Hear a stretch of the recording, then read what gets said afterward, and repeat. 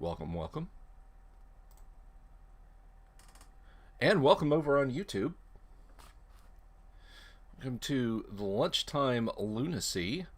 We are waiting on my buddy Kevin to hop on board and join us. I see someone has entered the chat, and that looks like Kevin. Kevin, can you hear me okay? Hello. Yes, I can. All right.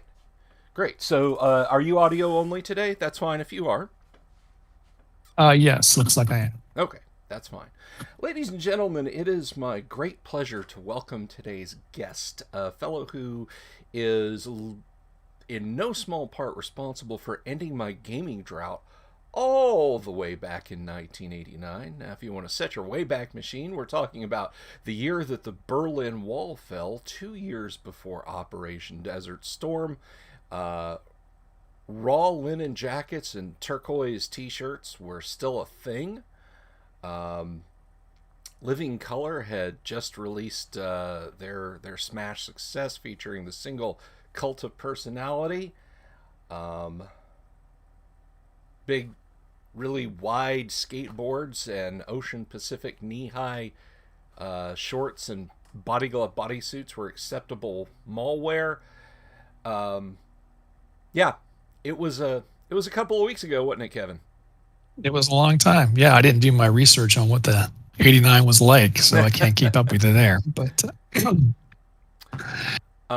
yeah, that was the good old days of gaming back then. Yeah, it was. It definitely seems like. And I asked Kevin to come on today, and I thank you for joining us, Kevin, um, because uh, well, for a lot of different reasons. One, Kevin is a swell guy, and two, um,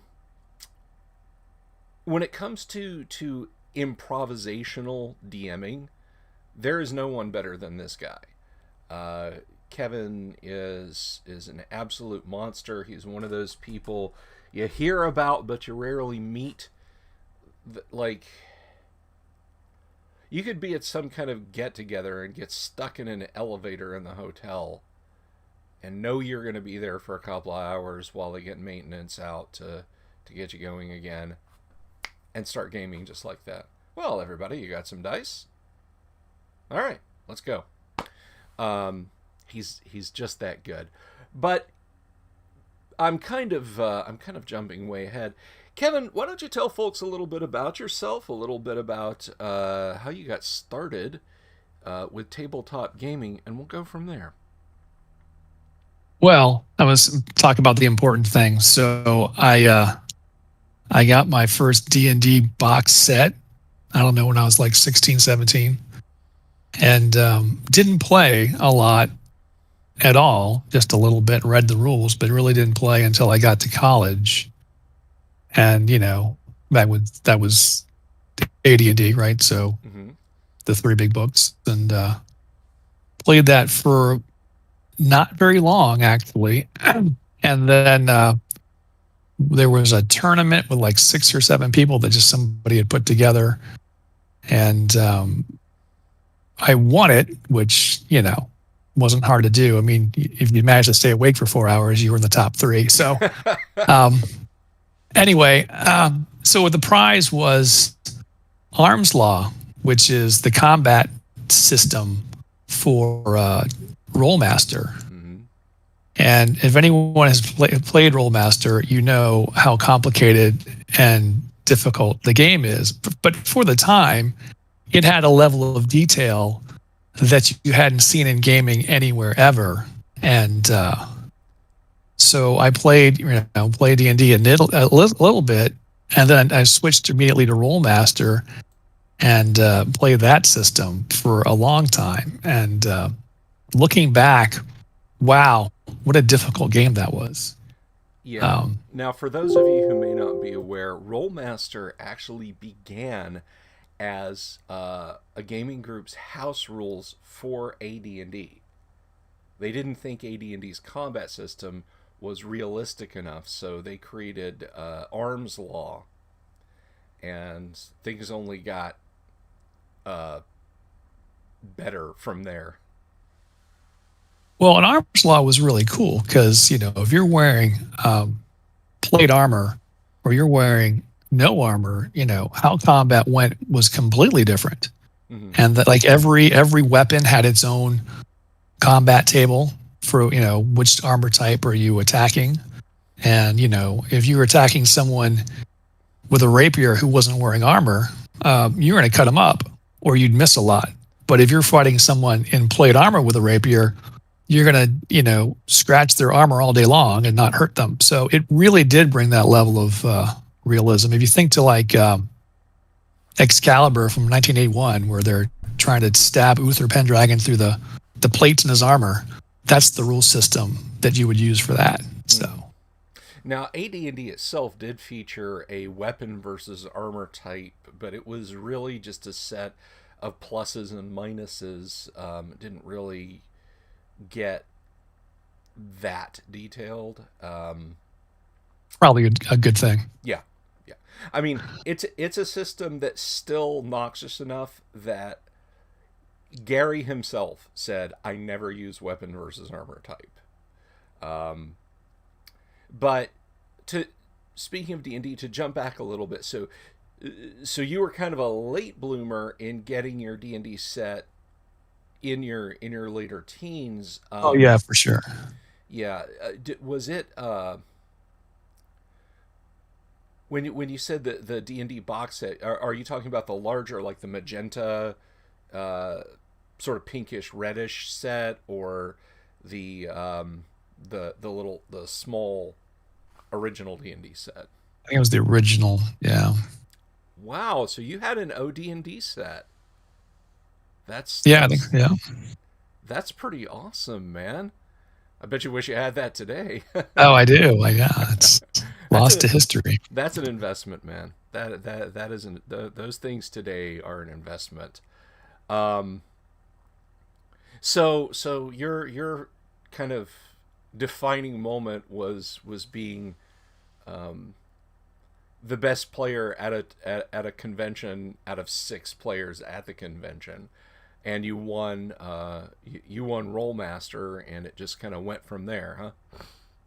That's it. And we played a lot of that in Middle Earth, wandering around, not knowing really where to go or what to do. And I ended up becoming the game master. I didn't start out at first. I was a player, but I became the game master because the game master we had was he was constantly putting us into situations that were too tough, and then having his own previous characters come in and rescue us. And it was really intolerable. So I'll run it. And the rest is history. So yes, the rest is history. Now, like myself, you're kind of the constant and forever game master. One of the many reasons that I love gaming with Kevin is I get to not DM all the time. I mean, sometimes I do when Kevin wants to play, but yeah, I know that pain. Trust me. There's a meme out there. It's a still frame from one of the last 2 Avengers movies when they meet Red Skull, and he's guarding the Soul Stone, and he's talking to the characters, and he's saying, I lead others to a prize that I can never know. And that's the mantle we wear as dungeon masters, is that we lead others to a prize that we can never know. So over the years, as you gamed, obviously well prior to meeting myself, sort of rolling along like the great Katamari, you picked up a lot of. Kevin, you picked up. I'm just gonna put a fine point on it. A formidable set of improvisational skills when it comes to DMing. I mean, I did not speak lightly or in jest when I said that, stuck in an elevator with 2 hours to kill, you are the guy who could run a thoroughly satisfying session of whatever comes to mind. Um, and yet at the same time, I've seen you shine equally well under the pressures of pre-game preparation. Although, well, I'm not gonna step on you. What is your preferred methodology? And after that, we'll get into the secret sauce of both. Well, I like the idea of pregame prep.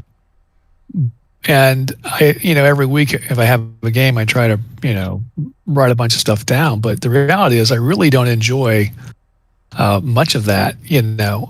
Like trying to come up with, like, look up a bunch of names so we'll have them for the NPCs, or here's a backstory in the town of what's going on besides, what the players are doing. I don't find that interesting. So my games tend to be fairly shallow. There's not a lot of depth to where you're going to go, and that depth might get built as the players sort of inquire into things. But otherwise, it's just going to be, go, go, go action in whatever direction they take off in, and then I'll just build on what the players, want to do. Jeff Johnson used to do that, right? He would come up with ideas about the campaign based on what we said or what we guessed. So there was a little bit of that, I guess, in all my game building. Yeah, So. I've chided Jeff a little bit. Jeff plays. I'm sorry for our listeners. I don't want to make this a closed conversation. Kevin and I have a mutual friend. I met him at the same time I met Kevin. They were roommates, and Jeff is a good game master. But among us, he's kind of notorious for listening to what the players are saying. I don't mean listening to what the players are saying like there's good DM player communication. I mean like the players and the DM are at the local comic shop discussing what they suspect should be the next right move in the game, and then mentally adjusting his game for that meta information. But I have chided him gently before about his tendency to take our world-beating plans to defeat Doctor Doom when we were playing Marvel, not Marvel superheroes, but Hero System, but in the Marvel universe, and then having Doctor Doom having known about those plans. But yeah, Jeff would absolutely do that. But I feel like, Kevin, your games, you're saying you're a little bit more driven by, the characters are presented with two paths. You kind of have an idea of what's on path A, but they go on path B, mentioning that they're looking for X, so you can just adjust over to that. Sort of a quantum state of both knowing and not knowing what the players are going to do. Right. The players don't know what's going to happen. They just want something interesting to happen. And all you have to do is sort of make it fit with what's been going on. And so if you just listen to their expectations, now obviously you don't want to turn around and ambush them with, if they guess or they give you an idea, then you want to thwart them. But yeah, I mean, it's easy to build off if the players are talking and planning. If they're not, then that's a different story. But yeah. So you do kind of need that positive feedback, that infield chatter from the players to sort of get a handle on that. And when it comes to world building and doing the prep and putting in the work, do you find that it's the same process, or is it a completely different approach when you're doing that? Do you set, I mean, obviously taking player expectations, hey, we want to have fun, we don't want our characters to die the minute they step outside the keep, taking things like that into consideration. But where do you draw the line when you're doing like that big level of prep? well, I don't know that I've actually analyzed it that closely, but if you look at the last D&D game that I was running that has sort of on hiatus right now, I started out with, the characters are in their hometown in this city, Mm-hmm. and the first adventure is going to be in the catacombs. And I just came up with, rather than having them go outside the adventure, they can go down an adventure. But so I'm like, okay, they need a reason to get into the catacombs, and then because we don't want to meet in an inn, and look for stuff to do, because I mean that's fine, but that's to me that's boring. I want to get the action. That's my problem is the dungeon master. My biggest challenge is the game's not moving fast enough to entertain me. But so anyway, it's like we need to get into the catacombs, and then what drew them down there? Well, someone was kidnapped. You can hear them down there. Let's go rescue them. And then I was like, well, what is it that kidnapped them? And that was the whole adventure I had. There was the city's not built beyond that. And then as you went in there and it proceeded, then I sort of built on to that, which way it's going to go. But it was only like the first half of the first adventure that was built, and everything else is coming out of that. So it's kind of a procedural generation, like, you've got line of sight around you, but anything beyond that sort of pops into existence when you step to it, right? Right. I mean, you can't do step 3 until you figure out what step 2 is. And so I don't try and build very much ahead. I like the adventure to lead where the players are taking it, and not going off in some different direction. So I generally, I'm working, and I've done that where I come up with a whole idea, and then by the time the week gets there where I'm running it, just the beginning of that idea is still there, and the rest of it's changed completely. So, yeah, I'm not writing down, serious notes that I stick with. It's morphing all the time. Right, right. And you touched on an important thing, and this is something I think you and I are probably very much in agreement on. And if you're out there and you are, Red Skull guarding the Soul Stone yourselves at your tabletops, listeners, one important thing to remember, to keep in mind, is that you're not a custodian. You're not a janitor who just, or a clerk who just says, here's your adventures, have a nice time. Here's your adventures, have a nice time. Occasionally putting on a funny voice. You're there to have fun too. The game has to be entertaining to you as well. So as you order your game world, your campaign, as you get your snacks on the table, as my buddy Kyle puts it, do keep in mind. Hi, Katie. You're in luck being in the audience, by the way, Katie. I have some viewers on YouTube, Kevin, and I don't know if you have the YouTube link open, but any questions you guys have for Kevin, please do ask. This is a great opportunity to talk to somebody that if there was a job qualification of professional game master, this guy would be it. But to go back to what I was saying, you as the game master, and Kevin is an exemplar of this. You're allowed to have fun too. You're not just that. You're not just some parser that takes game data and outputs it to the players, and you never have a chance to actually enjoy yourself. So you, Kevin, you say you put a lot of that into your decision-making process, like not just what will satisfy the players, but what will entertain me also. Right. And also what will not entertain me. Like, there's not too much shopping in my games. There's not, let's go to the blacksmith and look for the best axe. You need equipment. You can get it. I don't want to play the shopkeeper. I don't want to play the innkeeper while you order, a mug of ale. That's dull. So we're skipping over that. That's not in my game, And I think you've probably said those exact words to me before. Now that's one place where Kevin and I are not simpatico. Like if you draw the graph of similarities, we get down to the pixel bitching over. Well, torches cost 5 copper each, but I only have 3 copper, so I'm gonna search around the floor of the tavern and see if I can find a couple of copper pieces. Kevin's over here like, you buy torches, let's go, and I'm over here like, I don't have the money. Yeah, right. Yeah, that's exactly right. That's the difference between us, I think. Yeah, yeah. Which makes it interesting that you're playing Twilight 2000, because that is Twilight 2000 is a monster of a resource management game.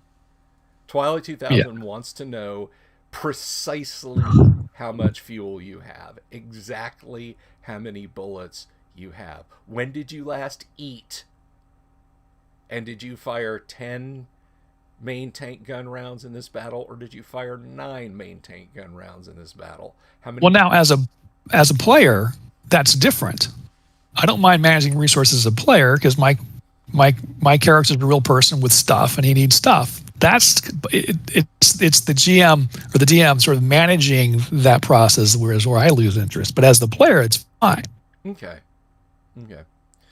So from a then keeping that in mind, overall, and you can say today, over the last N years, over your entire gaming career, what is your favorite system to game master? Well, it's changed. So for a long time, it was, well, the beginning of my career, it was Rollmaster, but that ended pretty quickly. And then it changed to the hero system, which is still a go-to system if need be. But the thing about the hero system, it's complicated now. It started out really simple. Mm-hmm. I wouldn't recommend anybody picking up the hero system now and learning the rules because that's an investment of time. And I 3.5. We played that for quite a while, I think. And I used to think that was a really good system, and now I realize it's not. It just makes you think it is. And anyway, so where does that leave us now? Right now, I would say that for the types of games I'm running, which are generally fairly light and fast, and just especially if it's like horror, I really like Index Card RPG, just because you can build a character in 5 minutes and get going. And obviously went back to AD&D, which is a great system. And I like that better than even like 5th edition, I think, because 5th is, you start looking at when you get built, like when you hit 3rd level, 5th starts getting weird, so. Mm-hmm. But yeah, I'm kind of all over the place, I guess.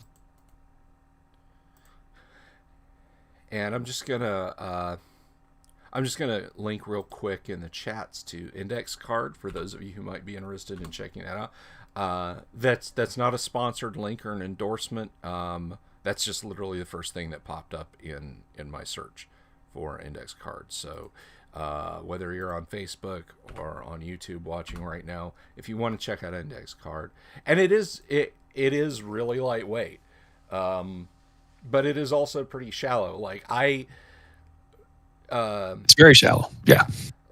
Like, I would never tell my Monday night group, guys, we're going to keep playing the Greyhawk game, but we're switching to Index Card RPG, and it's just going to do everything D&D can. It's just like, no, it's not a game you're going to play right. a 30-month campaign with. You wouldn't want to use it for fantasy or superheroes or something like that. But for like normal people, that kind of setting, you could do it for horror, which is pretty much all I use it for. Mm-hmm. But no, I wouldn't go like the way the system's built right now. I don't feel like, I think they're working on more rules for it, but right now it's rules light for any serious gaming.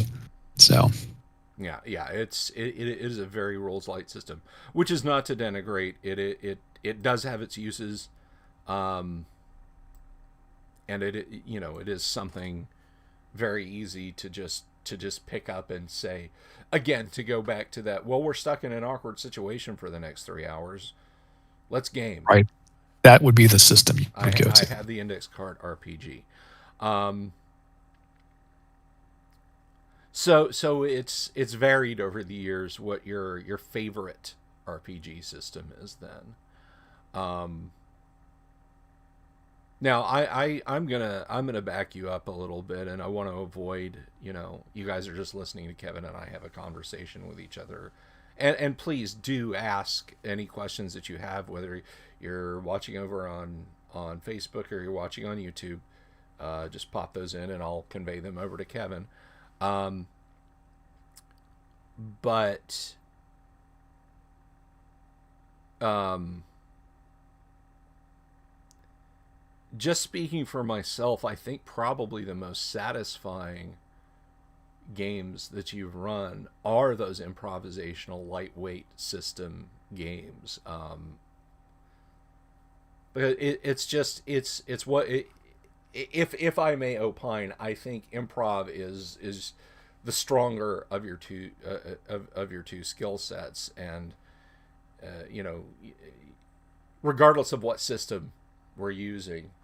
Um, Now, Kevin was talking about Hero System earlier, and one thing I want to give my anti-endorsement to Hero System, my de-dorsement, my non-dorsement, um, is that if somebody says, "Hey, what is the best, most complete uh, superhero role-playing game?" I'm gonna say, "Well, it's Hero System, and it's awful, and you shouldn't play it. Don't waste your time learning Hero System." That's a fair statement. It is the best, it is the most complete, and it is hands down a terrible role playing game. Um, Kevin, back me up on this. I've been playing Hero. Now, I played Hero System a little bit in middle school, like a decade before I met you guys. Um, and I don't. And I picked up and we played Hero System on an almost daily basis for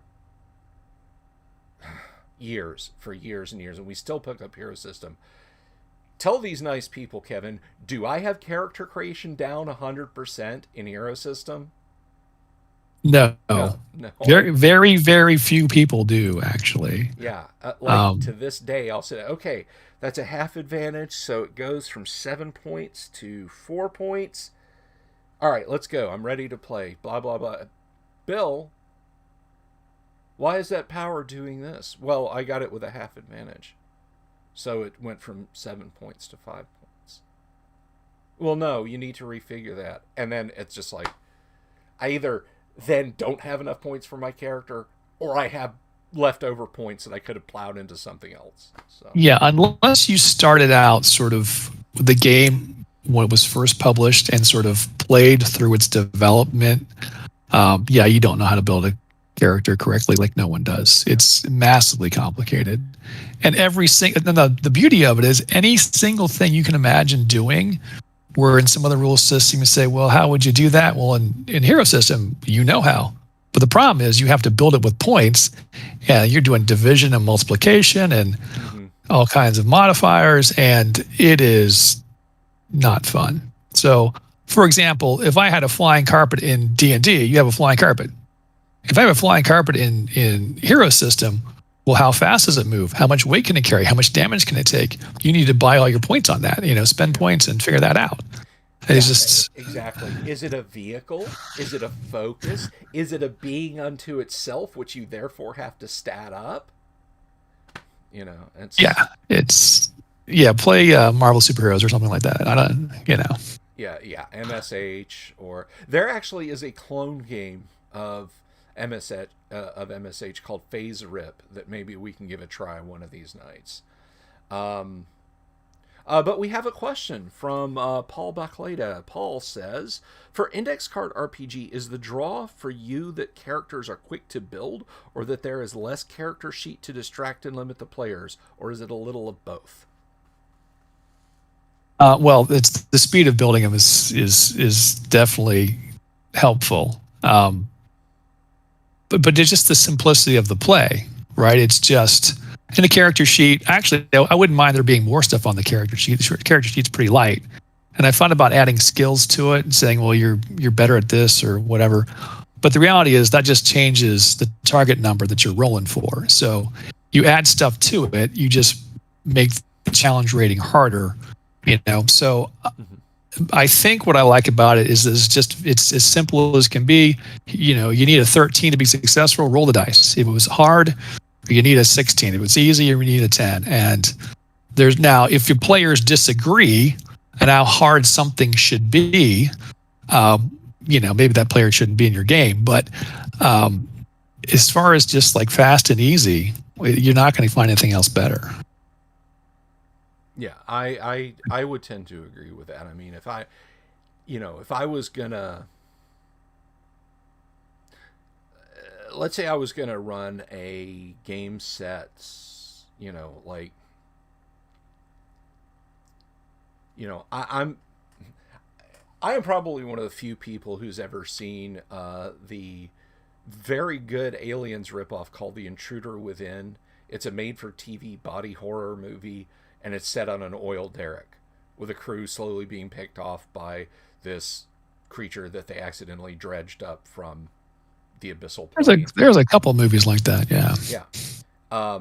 I would not say, okay, guys, I have a modified Star Trek the RPG. You know, we're just playing human characters, and let's all go through. And I don't know if you saw yesterday's stream, Kevin, but we built a FASA Star Trek, the RPG character, and had a lot of fun doing it.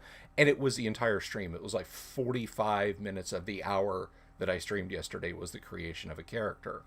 That's not bad. Yeah. 45 minutes, right. But if I was, like, if you're like, you know, hey, Bill, I'm feeling kind of tired. Can you run a one-off or maybe something for a couple of weeks?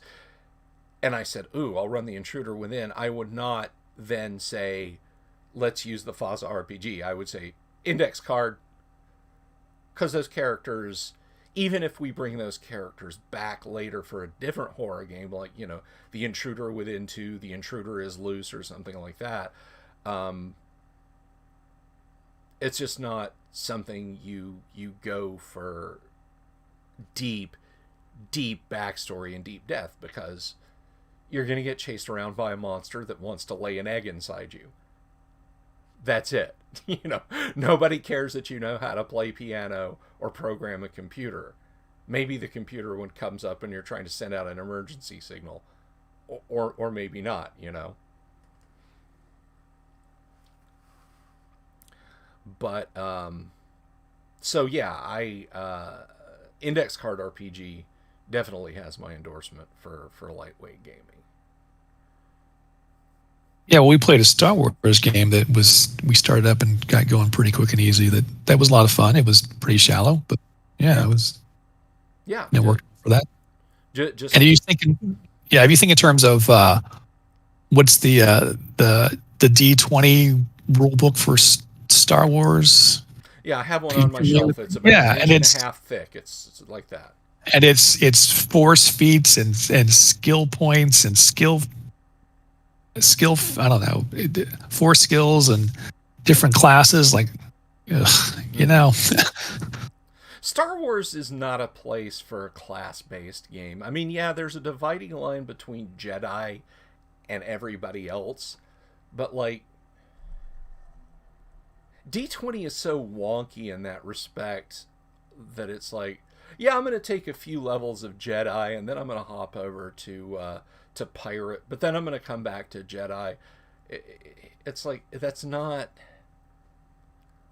And I would dare say that West End Games, big double handful of D6s, was a vastly superior Star Wars game.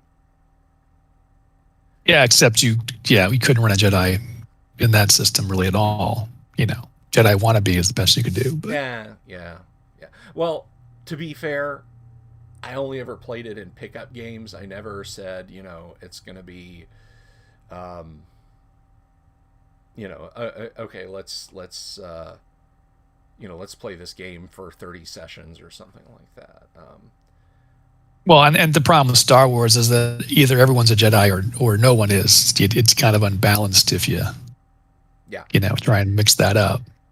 Jedi in whether it's West End games, whether it's D20 system, I find is the psionics of the Star Wars universe.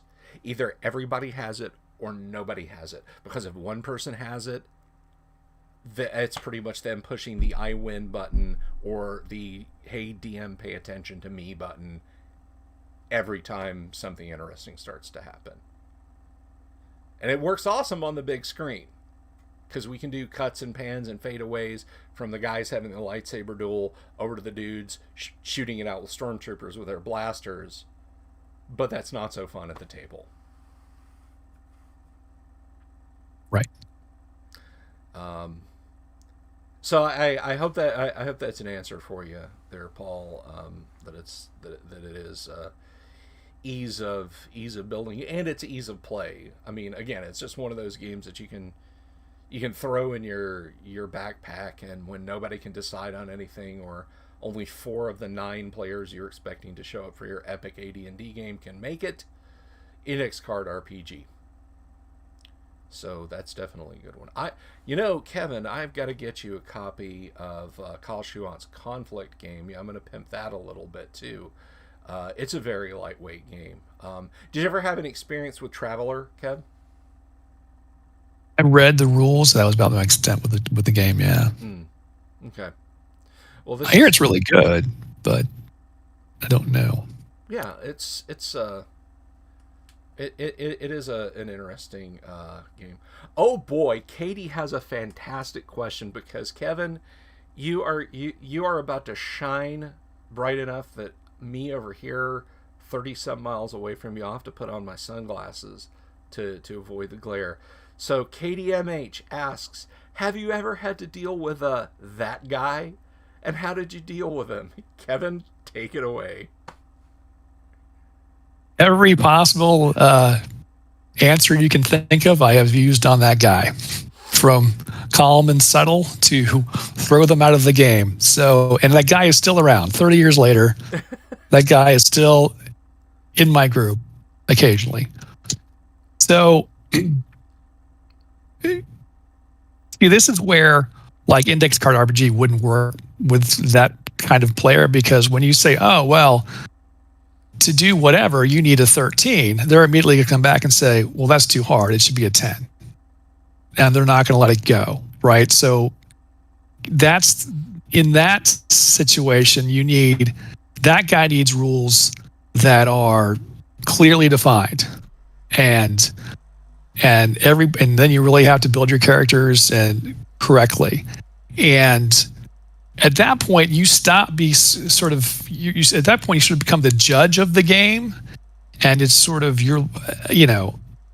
are you following the rules? And you have to be, and it's very important to be balanced in how you present everything to that player, and realize they're still going to be unhappy. They're still going to be complaining. You just can't give them any ammunition. So I could spend an hour on this, I guess, but have somebody shoot him in the face with an arrow. That's one way to deal with that guy. That happened once. So I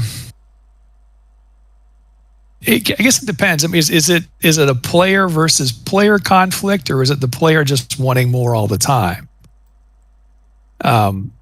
Because if it's player versus player, or because if they're bullying someone or that, you just have to, I don't know. You might just have to kick them out. But something I should have done a long time ago. But Bill, help me out here so I can recollect my thoughts here. So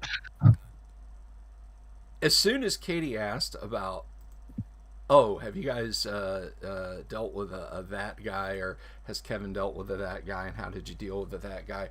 We have the prototype that guy. I said I met Kevin and some other guys back in '89. Back in 1989, I discovered in my neighborhood that there was a comic book store called Comics Plus, and it was run by one Rob Wilkes. And on the face of it, I was like, cool, this guy runs a comic shop and a game store, and I'm going to hang out here and buy stuff and yada, yada, yada. And it was a lot of fun. And when I found out that he lived right in my neighborhood, renting a place with Kevin and mutual friend Jeff, and that they ran RPGs pretty much every night of the week, I was like, I gotta get in on this action. And I very quickly discovered, now, I very quickly discovered that Rob was that guy. Rob, the proprietor of Comics Plus, was that guy. He is that guy. And you name the approach, you name the attitude, the one thing that I can say Rob has never been that guy about is he's never been a creeper. He's never been a, I'm going to launch into a lurid description of the perverse thing that my character is doing. So I think, Kevin, we can give Rob that much, that he is not all of the that guys. But right, he can be a good player. He can be a good player. But in the short years from 1989 to mid 1991, well, towards the end of 1991, really,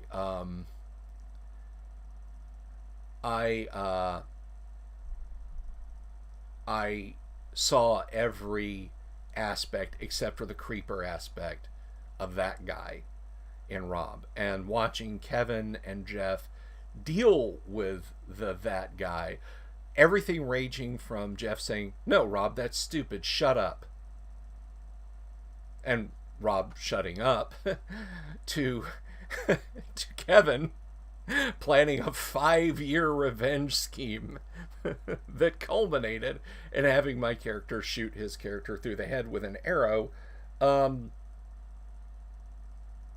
I saw every type of dealing with that guy. Is there a specific that guy scenario you're thinking of, Katie? Because Kevin and I can facilitate. We can definitely tell you some that guy stories about Rob, about gaming with Rob. I think the secret is you're going to have to, if you want to have them get along, you need to up the power level a little bit, let them get stuff, let them do stuff. But then you got to make sure that everyone else has their moment to be in the spotlight. And that's a problem I have with him to this day. He's still in games occasionally. Is unless Bill is in the game, it's like Rob and his sidekick, because he dominates. Right, Bill holds his own really well, yeah. But when it's Rob and someone else, it's like Batman and Robin. It's like, the other person is not taking the initiative. The other person is not making decisions, just because Rob is constantly talking and acting, and so that's the negative I see with him right now. Yeah. But again, I guess you just need to. Oh, go ahead, Bill. No, I was just going to say, Rob has said this about himself. Like, he knows he's that guy. And I think part of him kind of doesn't want to be that guy, but that part is very tiny and is overpowered by all the other parts that wants to be that guy. But he has said before, it's like playing the old Gauntlet video game, the Atari Gauntlet arcade game with 4 joysticks on the cabinet. The guy playing the fighter can literally run to the edge of the screen, and by pushing his joystick against the border, cause the screen map to move in the direction he wants to go, even if the other 3 players go over to the other side and they're like, we want to go this way because we've killed all the monsters over here and there's more treasure, and the guy playing fighter wants to go fight more monsters, he can drag the map that way, and that's basically Rob. Um, But so the ultimate answer, I guess, is that there's some people that are going to be in your game no matter what, and and the ones that are difficult players that you don't need, they just need to go. You have enough players, and it's not like your brother or something. They're out. You know, um, that would be my. I feel like I've put up with some bad players over the years just because I only had, you know, 3 or 4 people to draw on, and you wanted to have a game, you had to take what you could get. So in that case, you learn to be pretty tolerant. yeah. Now, Katie mentions she's getting ready to run Tales from the Loop, and it's her first time GMing. You have chosen well. Tales from the Loop. Now, Kevin, have you looked at the Tale? I know you've played in a Tales from the Loop game that I've run, but have you looked at the Tales from the Loop rules? Only just a little bit that from that one time we played. The only thing I would say about Tales from the Loop is there's not really a combat system in there. So if you're used to playing a lot of combat, or if that's the kind of games you run, and that's what the players are used to, you need to have a plan for what they're going to do and give them options, because the obvious thing to do is fight whatever is opposing them, and that's not really going to be something they're going to be able to do. Exactly. So It's the thing, and I think Rob didn't quite grok this surprise, is that Tales from the Loop, you're essentially the kids from Stranger Things. And yeah, one of them had a 22 rifle right at the beginning, but I mean, there was no combat, there was no stand your ground, there was no, the teenagers did. When the teenagers fought the Demogorgon in their house, they trapped it in the real world and beat the hell out of it. But the focus of the show is on Will and Lucas and the other boys. So if you're running Tales from the Loop, the extra dimensional monster steps out of a rip of time and space. The player's impulse should not be, well, I'm going to go get a gun and shoot it. It should be, get on your bikes and ride away as far and as fast as you can. And I think that makes it a challenge for the dungeon master, is that because that's what you spend your time doing a lot of times, is just fighting. And when that's not an option, what are they doing to solve the problem? That's what you need to think about. Now, Free League uses that core system. We played Rusty's Aliens game using the core system, and it's essentially Tales from the Loop. It's the same dice system that Tales from the Loop uses. You roll a handful of d6s and look at your number of successes, which is anything like a 5 or a 6 is a success. Except I think it's a little less forgiving. It's a lot less forgiving. It's incredibly less forgiving in their Aliens RPG as far as numbers of successes and conditions that you can get. You can get freaked out, stressed out, whatever. But by and large, I think other than combat, which again, if you're playing Tales from the Loop, 10 and 11-year-old kids, I mean, they might throw a rock.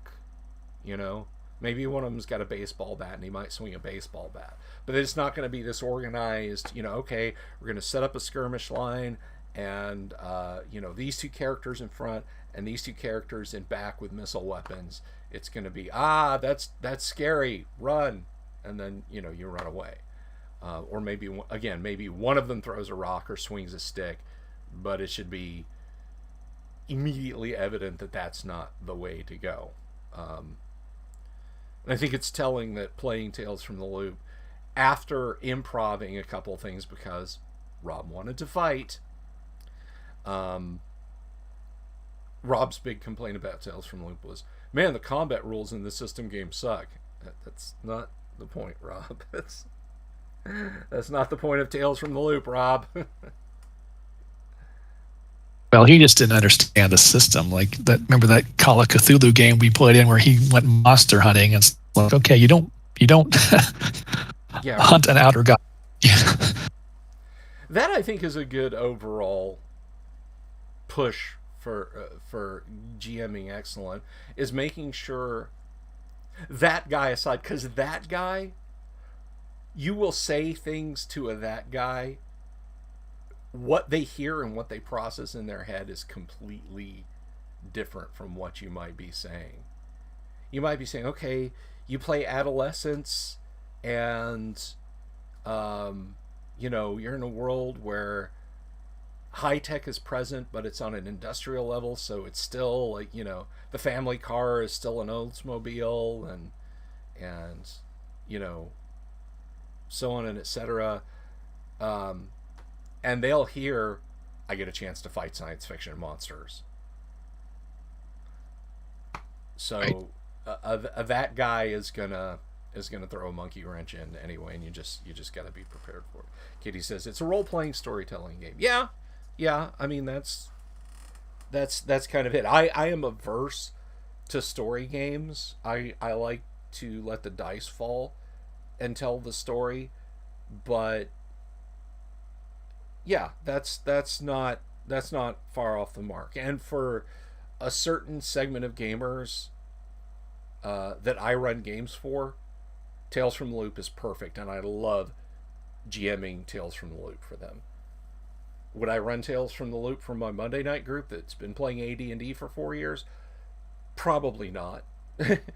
Some of them, three, four, five of them, might peel off and want to do it, but by and large, it's different strokes for different folks. You don't play uh, top volume death metal for the granola hippie who wants to hear Joan Baez. So I'm sorry, Kevin. You had something to add. I stepped on you. Um, yeah, you've got two different kinds of games. You've got Dungeons and Dragons where the dice, tell the story, which is mostly combat. And then you've got the other ones where you have this whole elaborate thing unfolding that the players are trying to learn about, which I think is, dramatically harder to do um, for the dungeon master to keep people interested, to give them options. So it's two different styles of play completely. Mm-hmm. I mean, it's that I think is where it enters into the prep versus no prep. Although, I mean, I there are certain conceits in Tales from the Loop, like one of the biggest pieces of advice I can give Katie, if you're running Tales from the Loop. Now, if you've got your game set up already and you're gaming tomorrow and you know what you're doing, ignore this. But if you're still fishing around for ideas, one of the best pieces of advice I can give you from Tales from the Loop is, if you live in or near a metropolitan area, scrap their default settings and make it about your town, or make it about the town where you grew up when you were that age. I grew up here in Central Florida in the Orlando area. So all my Tales from the Loops games are set here because I know exactly what this place was like in 1983. I can close my eyes and picture, Pine Hills is still this wonderful sleepy suburb that was, middle class, had a video arcade you could walk to on a Saturday, a neighborhood movie theater, um, a McDonald's, a Kmart, a TG&Y, strip malls, um, housing subdivisions, the big high school in the middle of the neighborhood. You know, I know all of those things like the back of my hand. And the fact that we have the headquarters of Lockheed Martin, well, at the time it was Martin Marietta, is right here, made it very easy for me to build my Tales from the Loop world here. And if you're going to be running Tales from the Loop, unless you've really done a lot of reading into it, um, and decided, yeah, I'm going to run this in Sweden, or I'm going to run this in, I think it's Red Rock or Big Rock or wherever it is, the fictional place that they created in the southwestern United States. Do it in your own hometown. Um, it the verisimilitude, I think, is better when you can when you can picture in your mind's eye, you know, uh, Bobby tells you he'll meet you in front of the hobby shop, which is next to the Sears outlet store in the Silver Star Plaza strip mall, versus trying to figure out what a record store in Malmo, Sweden would be like, you know. So, and it helps with prep time. It does make it it does make it a bit easier to improv. Um, Yeah, just something I would add that's more about running games, um, which may not be information you need, but um, players don't like to stop whatever they're doing. They're gonna if there's a mystery they can solve in 12 hours, they're gonna work straight through. If they can solve it in 36 hours without going to sleep, they're gonna stay up all night. Um, and so I've run short adventures, horror games, and things where I need days to pass, and if I'm not careful, the players will try and do everything in the first day. And so you can't be afraid to say, okay, that's it for today. The next morning, what do you do?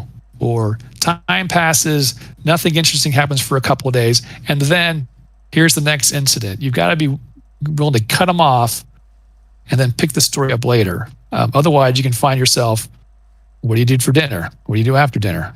What time do you go to bed? Oh, you're staying up late. And it just goes on and on with nothing to do. So that's only for like the story type games. If it's more of a, traditional D&D, that's not an issue. But if you have an adventure that's supposed to take place over a week, the player is going to want to solve it on day one. So there's something to be aware of. yeah, yeah, you definitely got to be able to pump the brakes a little bit on the players. And fortunately, Tales from the Loop, I mean, again, you're playing characters who are aged 9 to 15, I think is the oldest they get before you go to Stories from the Flood. Yeah, mom and dad are going to say, be home at 9 o'clock. And then you, as the game master, can say, okay, it's 9 o'clock. Your dad says, lights out, Tiger. You got a big day tomorrow. That's it. It's like, so you sleep overnight, that you're not going to be, maybe if all the players decide, well, no, after bedtime, we're going to sneak out and we're going to meet at our treehouse and rescue Mary from the evil Science Corporation's labs. That's one thing. But, as you're playing children, having a parent or other authority figure say, go home and go to bed, or tomorrow is a school day, and you're going to be in school for the next 5 days, you can do that. You can pick it up. You can say, you're in school for the next 5 days, or, you have to go to sleep.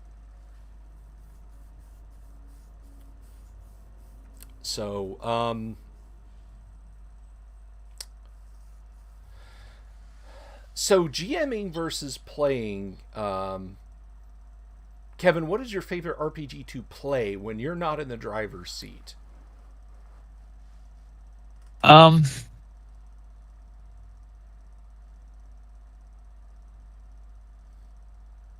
I would say superheroes, but um, no, I would go with traditional D&D. I would rather play that. Um, Right on. I would like a character who's a little more. The problem with superheroes is that it's like being in a soap opera.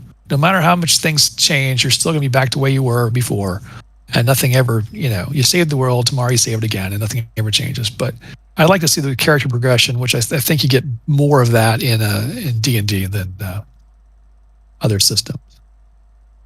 Yeah, truly. I mean, you go from, I can cast one magic missile and then I got to stand back here and hit kobolds with my stick if they get past the fighters, to, now I'm dropping fireball in the room full of kobolds and we're moving on. The fighters don't even get get a swing in that battle. But yeah, I made no secret of my love of AD&D. So I'm right there with you, dude. And what's funny is when I met Kevin and Rob and Jeff, I was coming off of a long dry spell of not doing any gaming. Um, I don't know if it was to one of you guys or if it was even maybe to somebody else who was there, but I was like, and this was 1989, so a new version of D&D was coming out, and I was not nearly as versed in the history of TSR and who was involved in and that sort of thing. Gary had left the company a few years before and so on. And I said, well, what about D&D? And I feel like it was you or Rob said, yeah, no, we've played enough D&D. We're not going back to D&D. And apparently referring to college time or something like. But the suggestion was met with disdain. And I just find it interesting that in gaming with you guys over the years, even if you recall, in the late 90s and early 2000s, I was very much like, guys, I'm getting back into AD&D. I'd love to play some AD&D. And it was like, now it's come back on. Now it's come back on. A bunch of new rule systems had come out around then, and which had a lot of different stuff in them that looked really appealing. Um, so they had to kind of work themselves out before came full circle, I guess. Yeah. If you don't know this, the mid to late 80s to the mid to late 90s were a very dynamic time for RPGs, and the rule was more is better. This game over here has 50 discrete skills. We've got 100 discrete skills. You've got 6 character stats. We've got 12 character stats. You use a D6 system. We use a D10 system. And then the next guy over was like, you've got 12 stats. We've got 18 stats. And they're figured. 6 of them you have to do calculus to figure. And our skill system is build everything yourself. I mean, and it was like an arms race almost. So by the time, go ahead. Yeah, there was, and I think that part of that came from the fact that the D&D was like, if you build your character correctly, he's going to look the same as someone else who built their character correctly. And so there's a whole bunch of gaming stuff that came out that was like, look, you can be completely different from this other guy, and look how great that is. And it was appealing for a while, but it doesn't really make the game better. No. Yeah.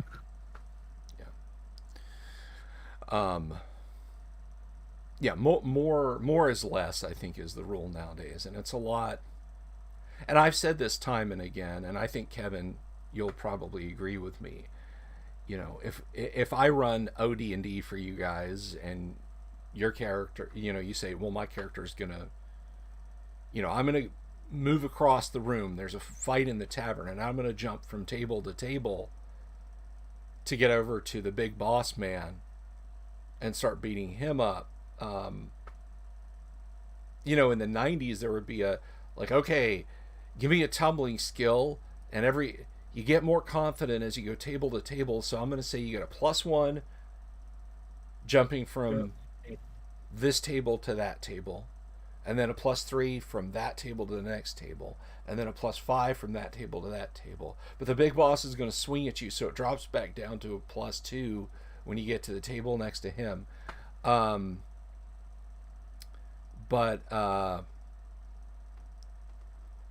Now it's just like if I'm running it in OD&D, and Kevin, I think you'll agree with me. It's like, all right, you do that. That's just like your movement. You're moving across, and it looks cool. Just tell me what you want to do, and do it. And that's where the appeal of some of these complicated systems came in. Is the player could look in the rules and say, okay, if I want to do this specific thing, it tells me exactly how I can do it. Whereas, in OD&D and other systems, it would be like you have to trust the GM to make a judgment on that, and you don't know until you're playing the game. So there's a sense of control for the players when you have a more complicated rule system, I think, which is just an illusion anyway, because right. Yeah, yeah. I mean,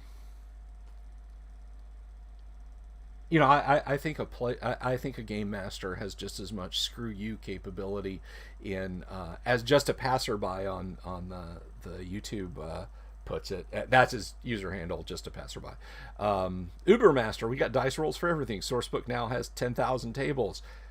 There's just as much screw you latitude for the game master in there as there is for the game master in OD&D. Don't fool yourself into thinking that because you can roll a percentile dice to see whether or not you can successfully tie your shoe, that the game master won't go, ha, I put a secret modifier on that. You lost your thumbs while you were asleep, so you don't successfully tie your shoes. I mean, that's, you know, it's just as possible there as it is with OD&D. And you hit on the illusion of choice. If you could expand on that a little bit, Kevin. I think we're on the same page, but Well, the players need to be in control and taking charge and making decisions and having those decisions count, or at least they need to think that those things are all happening. So the game master might be changing stuff up all the time. It's very important to give your players credit for everything they do, even though you let them do it, or maybe it was trivial and you didn't care. You know, my piece of advice to new and old game masters or dungeon masters is, don't say, after a conversation about something you're trying to do, don't say, I'll let you do that. Say, yes, you can do it, but yes, you're skilled enough to do that. Don't make it sound like you're giving it away, even though you're giving it away. You know, I think it's how you talk to the players and make them think that they're making all the right choices, when in fact you don't care at all, or you know, you're just making it up as you go. So, but yeah, as far as I can remember playing in a game where we had 3 ways to get to our destination. It was like over the mountains, through the desert, or take a ship. And one of the players was like, well, which way should we go? And I was like, it doesn't matter. I mean, there's going to be a battle along the way. Where do you want to have the battle at? That's the only question. There's not a right choice. So, yeah, I mean, you know, we all made the joke about, you know, there was a dungeon master running the Lord of the Rings, and it's like, well, do we want to try and force our way across Kahardras, or do we want to go down and cross through Moria? And the DM's just sitting back there thinking to himself, I'm gonna kill a character. It doesn't matter what you guys do. I'm gonna kill a character. Go down to Moria. I'll stat up a Balrog. I'll kill one of y'all. right. So it's you're at the mercy of the dungeon master. It's just the dungeon master. It's important to appear fair and look like, you know, you're rooting for the players, and you know, you may be. I mean, my attitude personally, and you tell me yours, Kevin, but my attitude is I appear adversarial. I put on a great show of wanting to grind the characters into paste. But at the end of the day, I'm happy when they make it. That, you know, I get a mode a modicum of enjoyment out of the occasional character struggle, or I have to roll up another character, but as I've said before, it's easy to kill characters in AD&D. The difficult thing as a game master is keeping them alive, because That is true. they'll find new and inventive ways to kill themselves. It's like, okay, you ride up the hill. All the ground for the half mile you journey up the hill is scorched black. There's charred skeletons lying on the ground, melted fragments of what you think were once armor, bleached bones of horses and whatnot, and there's a faint trickle of steam coming out of the gaping cave at the top of the hill. and large three-toed footprints. Each one terminates in a deep pit like claws. Um, and by God, a first level party will walk right into that cave. They will walk right into that cave and turn themselves into dragon fodder. It's it's hard to keep players alive. So what's your take on that, Kevin?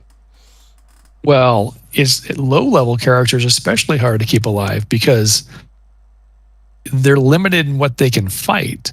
Mm-hmm. Um, right? Because, and I was noticing this in the game we were playing the other day, is that, if you have someone who's, like a guard who's wearing like leather armor, what's in a shield, what's their armor class going to be? Like a 7, I like think 7 or 8. a 7. So your chance to hit is like you need like a 12 or 13 maybe Mm-hmm. to hit. So you're missing most of the time. And it takes a couple of shots to take them down, and they're swinging back at you. And if you're first level, you've got 8 hits, you could be dead right there. Yeah. So I think there's something to be said for making the monsters less powerful, but then rolling the dice, like where everyone can see them. Like you're not behind the screen. And the argument for that is that just the nature of bad luck, someone's going to get whacked pretty hard. Especially you have like a mob fighting, you're fighting 10 orcs, a couple are going to 1920s and just mess somebody up. Just the statistics are going to do that. So just the players knowing that they can take that hit and you're not helping them, I think adds a level to the game. And so, is that way you can make them a little weaker. Now, I don't know that I would recommend that for higher levels, but at least starting out, because I feel like players first, I've actually felt that in the game we were just playing, where like the armor class of the characters was high, but their chance to hit was not high. So you could fight something, you could defend against something that was powerful. It's, not get hit, but you couldn't do any damage to it. Like no one really had a bonus to hit. You're maybe +1 or something like that, and that was it. But your armor class is, 0 or -2 or something. So it was like defensively you were powerful, but offensively you were weak. It was like a weird. I don't know. Maybe that was just the magic items we rolled for those characters. If that was typical, but yeah. Looking back, I don't think that first level. That's a difficult level to run. I'd much rather run something higher. Yeah. Yeah. I mean, once you get kind of in the groove of a game, character-wise and so on, it can be a lot less swingy once you get above like a 50. So you get a 55% or better chance to hit. Like you're hitting an average armor class of 4 on a 9 or better. Then then it's it's a lot more. AD&D at least becomes a lot more flexible. Your spellcaster has 2 or 3 levels of spells offensively or defensively if he's a cleric to employ, and players are just generally tougher. If you get that one leaker who gets in the back of the party, he's probably not going to murder the magic user in one round. So everybody can everybody can pivot around and save his bacon. So yeah, I concur with you that lower levels are difficult to game master, and so you try and get them up to second level and beyond as possible. Right. So Cam has a question, and then I think Kevin, are you going to have to wrap soon? We've been at this. Yeah. Okay. All right. So clock's ticking. Yeah. So we'll address Cam's question then, and I think we'll call it an afternoon. And that is, have you heard about the new TSR? There's a new company using TSR. The I TSM. have not. Yeah. I have not heard that. So this is something, Cam, I'm going to talk about in full on Monday. I'm just going to offer my thoughts, my very neutral, uh, just what I feel about it. So yeah, I'll have a show on that, and uh, maybe next time when Kevin's on, after that information has had a chance to sink in, you can lend us a little bit of your insight. But thank you very much for coming by today, my friend. Oh, you're welcome. I enjoyed it. Yeah, good. Can we say at some point in the future get you back? Definitely. Yeah. Okay, great. Yeah, this was a lot of fun. Thank you to everyone in the chat who had questions. Katie, good luck on your Tales from the Loop game. I want to hear how that went. I definitely want to hear how your Tales from the Loop game went. I love hearing about people's first outings as game master. Um, I think next time, Kevin, we got to get some more war stories out of you. Um, Oh, yeah. uh, about tabletop. A lot of stuff that I was there for, but then a bunch of stuff that I wasn't there for too. From before I met you or during down times when we weren't gaming together. So yeah, Yeah. this was a Definitely. lot of fun, and thank you again, everyone in the audience. And we'll now just a quick reminder. And Kevin, I don't know if you're going to be around, if this will be something you'll want to put on audio wise, but at 4 o'clock Eastern, U.S. Eastern today, attorney Ty Beard will be joining the live stream. I'm not going to be streaming all the way until then. I will do a new live stream at 4 o'clock. And we're going to talk about some of the ins and outs of the open gaming license. And I'm gonna be dropping some conspiracy theories on Ty that I have, and some completely uneducated and unfounded, boneheaded opinions about that. And he'll hopefully set us straight. So if you want to stop by and ask Ty a question, please feel free to do that. If you want to listen in, and of course, these will all be up on YouTube. Thank you again to our guest, Kevin Wood. Thank you for everyone in the audience. And thank you guys, whether you're watching this later or not, for helping make this channel great. And remember, when we hit 1,000 subs, mini convention, virtual online mini convention. So keep that in mind.